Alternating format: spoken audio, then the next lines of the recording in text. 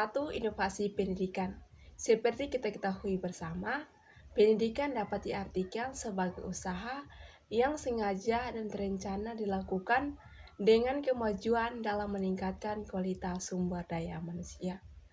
Berbicara mengenai inovasi pendidikan, maka kita sedang berbicara mengenai suatu ide, barang, metode, atau kejadian yang dirasakan atau diamati sebagai suatu hal yang baru bagi seseorang atau sekelompok orang atau masyarakat, baik itu berupa hasil inovasi atau recovery dalam dunia pendidikan, yang memang keberadaan inovasi itu sendiri digunakan untuk mencapai tujuan pendidikan atau memecahkan masalah pendidikan nasional.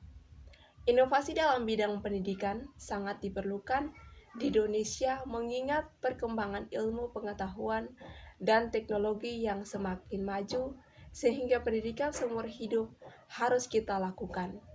Pendidikan merupakan sebuah sistem, sehingga inovasi pendidikan meliputi pada hal-hal yang berhubungan dengan komponen sistem pendidikan itu sendiri, seperti di dalam tingkat sekolah, pendidikan tinggi, lembaga pendidikan non-formal sampai pada sistem pendidikan nasional. Bab 2. Merdeka belajar.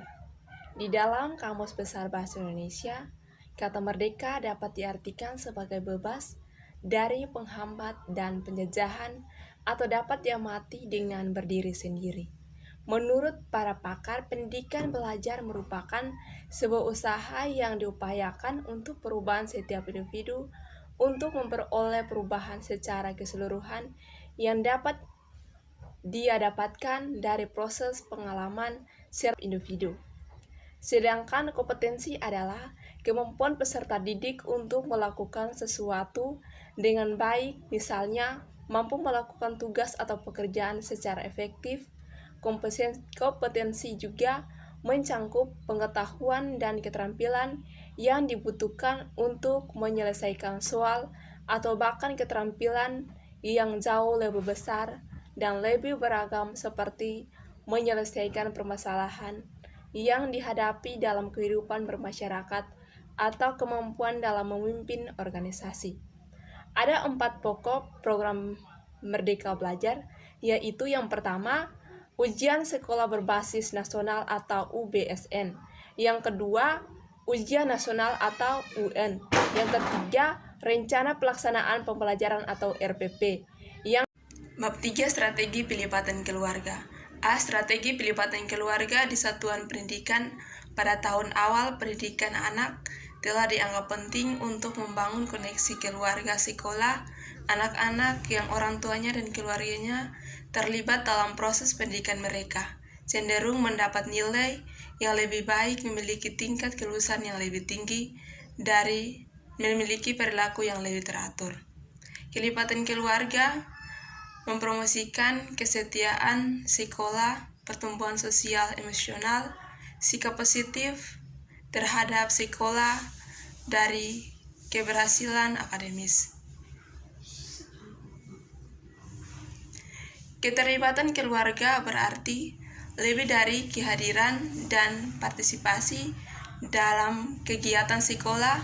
Hal ini mengacu pada ucapan penasaran dari pihak orang tua dan orang lain untuk terlibat dalam pendidikan dan pengembangan anak dengan mempromosikan perilaku positif dan memastikan kesejahteraan. B. Strategi pelibatan keluarga di satuan pendidikan. Penyebaran virus corona yang makin di berbagai negara memaksa untuk melihat keadaan bahwa dunia sedang berubah. Kita bisa melihat berbagai perubahan di bidang seperti teknologi, ekonomi, politik, hingga pendidikan di negara di tengah krisis akibat COVID-19. Perubahan itu mengharuskan untuk bersiap diri, merespon dengan sikap dan tindakan, sekaligus selalu belajar hal-hal yang baru. Berikut ini strategi pelibatan keluarga di satuan pendidikan yang dapat diterapkan dalam pembelajaran jarak jauh. Yang pertama, menyediakan akses bagi orang tua dan keluarga. Menyediakan akses bagi orang tua dan keluarga akan dilaksanakan dengan dua kegiatan, yaitu merancang kurikulum memelihara orang tua dan keluarga dalam proses pendidikan. Yang kedua, strategi berkunjung ke rumah siswa. Strategi ini dilaksanakan dengan mengidentifikasikan orang tua siswa yang partisipasinya rendah. Bab 4. Strategi pembelajaran campuran. A. Pengertian pembelajaran campuran.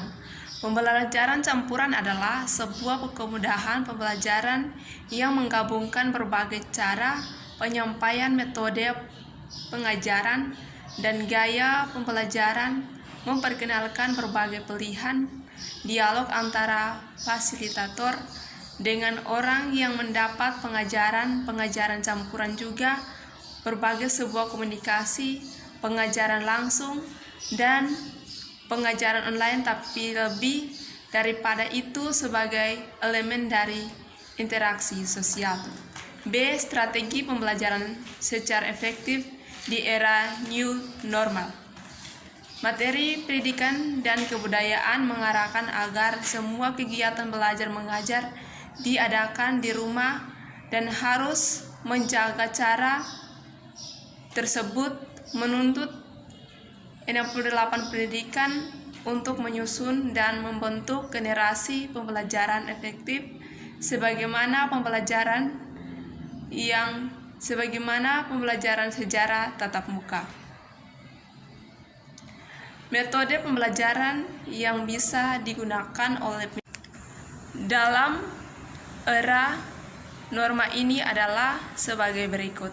Pertama, pembelajaran dalam kelompok kecil. Yang kedua, pembelajaran secara kunjung rumah. Yang ketiga, pembelajaran secara basis proyek. Yang keempat, pembelajaran secara online atau dalam jaringan. Yang kelima, bahan sejarah dari campuran. C. Langkah-langkah menerapkan metode pembelajaran campuran. Langkah-langkah yang menempuh untuk penerapan metode pembelajaran campuran yaitu: yang pertama, setiap kelas dibagi menjadi dua kelompok, yaitu kelompok A dan kelompok B.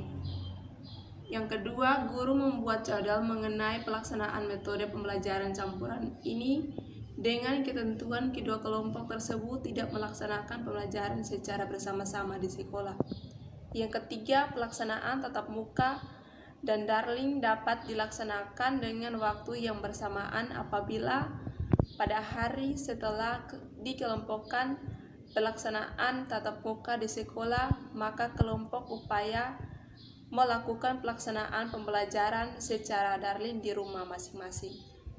Yang keempat, kemudian hari selanjutnya yaitu hari Selasa, siswa yang melaksanakan pembelajaran tatap muka di sekolah yaitu kelompok B, sedangkan kelompok A melaksanakan pembelajaran daring di rumah masing-masing.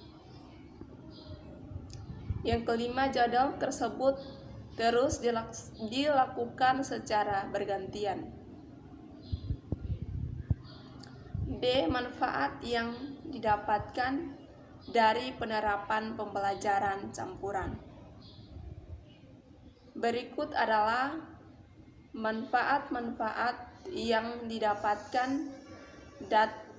dan diterapkan pembelajaran campuran yang juga didukung oleh penelitian, yaitu yang pertama lebih fleksibel, yang kedua efektif meningkatkan hasil belajar siswa, yang ketiga meningkatkan keterampilan siswa, yang keempat meningkatkan kepuasan belajar siswa, dan yang kelima meningkatkan partisipasi aktif siswa.